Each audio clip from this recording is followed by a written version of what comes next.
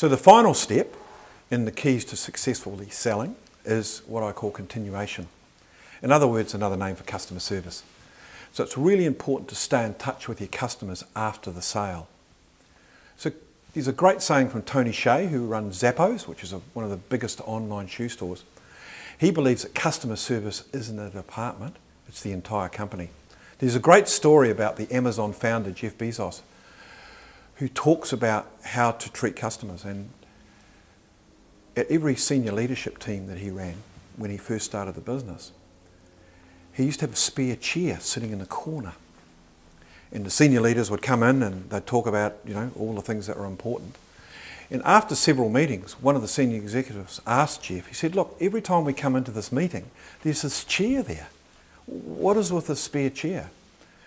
And Jeff said, I'm really glad you asked me that, because that represents the customer. In every meeting that we run, in every meeting that we do, we've always got to have the spare chair there in our mind. We've always got to have the customer in our mind, because we're a customer business. And that's the importance of customer service. You have to put the customer first in most cases, because that's the key to you being successful in customer service. There's a myth around providing customer service is expensive. Well, I believe it's a lot more expensive to acquire a customer than to look after one you've already got. And I think a lot of businesses fall into this habit of punishing their customers because they're afraid of the 2% that complain. The reality is there's 98% that love them. And I think that that's a real trap that people fall into. And you've also got to remember that people genuinely remember good service long after the price is paid. And so if you have a customer mindset around service, it's really, really critical. And I always encourage my salespeople and the companies that I work with that do things a little differently. Just be a little different in your customer service. And there's stories that I could spend hours on telling you about great customer services that I've been exposed to. There's one particular story that I was involved in putting on a presentation inside a big venue, a big hotel. And my business partner rang the reception and said, look, is there any opportunity for someone to send up some nugget? Because I'm just after breakfast and I want to clean my new shoes and get all ready. And the person at reception said, no problems, yes, we'll get that organised for you. So my business partner went off to breakfast. He came back an hour later and all his shoes had been cleaned by someone inside the hotel.